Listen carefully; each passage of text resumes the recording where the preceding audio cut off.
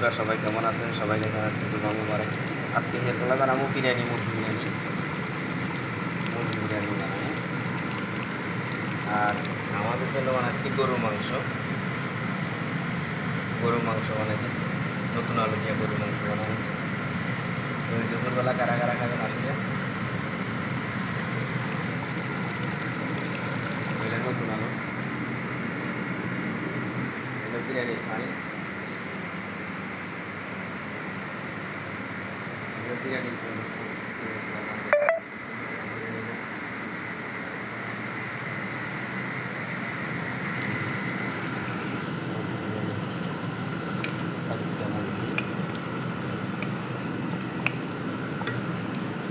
কারা কারা খাবেন আসলেন দুপুরবেলা দাওয়া করব।